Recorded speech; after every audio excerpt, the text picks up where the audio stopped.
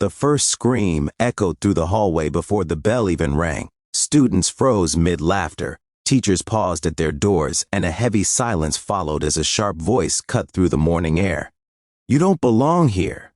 At the center of the hallway stood Dr. Maya Thompson, the newly appointed school director, her blazer tugged roughly by a tall, red-faced parent known for bullying staff and intimidating anyone who crossed him. Phones were already out. Whispers spread like wildfire. It was supposed to be her first official day. Instead, it became a test no one expected. Maya had prepared for many challenges when she accepted the position at Ridgeway High School, a struggling public school in a divided American town. Budget shortages, low test scores, distrust from parents. But she hadn't expected this. She hadn't expected hatred delivered so loudly, so publicly. The man's words dripped with venom, his insults thinly veiled as concerns, each one laced with racism and resentment. He questioned her credentials, her authority, her presence. He questioned her right to lead. For a moment, the hallway felt impossibly small. Maya could feel hundreds of eyes on her. Students, teachers, custodians, even children who had learned far too young how cruelty looked on an adult's face. Her heart pounded. Memories flashed through her mind. Being the only black girl in advanced classes, being underestimated, being told to tone it down or be grateful. Every instinct screamed to defend herself, to raise her voice, to fight back. But she didn't. Instead, she gently removed the man's hand from her blazer and took a step back. Her voice, when she spoke, was calm, steady in a way that surprised even her. "Sir," she said, "I can hear that you're angry. But this is a school, and these children are watching. That wasn't what anyone expected." The man scoffed, laughing loudly. "You think I care?" he snapped. "I'm not letting someone like you run this place." The word "like" hung in the air, ugly and unmistakable.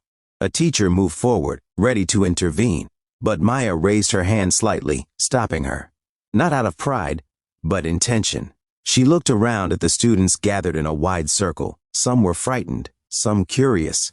A few already looked defeated, as if this scene confirmed what they secretly believed, that power always crushed kindness, that bullies always won. Maya refused to let that lesson be taught. She turned back to the man and said something that shifted everything. "You're right," she said softly. "You don't know me, and I don't know you. But I know this school, I know these children, and I know pain when I hear it." The hallway grew quieter. She asked him a question no one had ever asked before. "Who are you fighting for?" The man blinked, thrown off. "What? Who?" she repeated. "Are you afraid of failing?" His face flushed again, but this time it wasn't anger alone. It was something else. Confusion. Maybe even shame.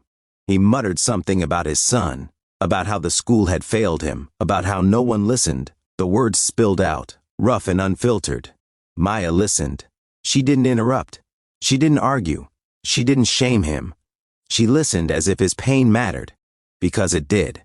When he finally ran out of words, she nodded slowly. "I'm sorry your son felt invisible here," she said. "No child should feel that way, and no parent should feel unheard."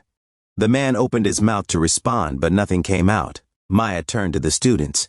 "This is why I'm here," she said. "Not to be perfect, not to be liked, but to make sure every voice matters, even when it's messy." She then did something no one expected at all. She invited the man into her office, right there, in front of everyone. Gasps rippled through the crowd. Teachers exchanged stunned glances. The bully hesitated, clearly unsure whether this was a trap or a trick, but slowly he followed her. The hallway remained silent long after the door closed. Behind them, inside her office, Maya offered him a chair and a bottle of water. He didn't sit at first. He looked smaller now, stripped of his audience. "Why didn't you call security?" he asked gruffly. "Because humiliation doesn't heal anyone," she replied, "and fear doesn't build schools." She learned that his son had been struggling, falling behind, acting out, that the father worked 2 jobs, felt ignored, and had learned long ago that anger was the only way people listened. Maya didn't excuse his behavior, but she didn't reduce him to it either. By the end of the conversation, the man's shoulders had slumped. "I was wrong," he said quietly. "About you." Maya smiled gently. "We all are sometimes. What matters is what we do next." Word spread quickly. By lunchtime, the story had transformed from an attack into a lesson. Students talked about how the new director didn't yell, didn't threaten, didn't walk away. She stayed. Teachers felt something shift. Hope, cautious but real. Parents began reaching out, not with accusations but with questions. Weeks passed, then months. Under Maya's leadership, Ridgeway High began to change. Restorative circles replaced suspensions. Mentorship programs paired struggling students with staff who cared.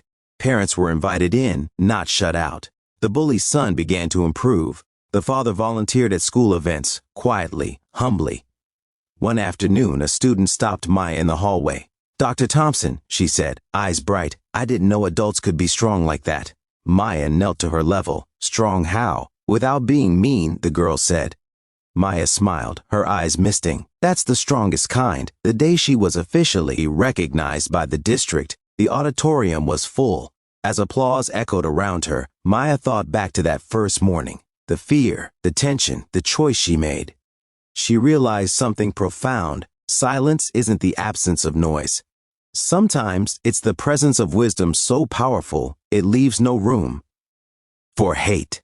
And that day, the whole school learned that compassion, when chosen bravely, can quiet even the loudest bully and turn a moment of pain into a future of hope.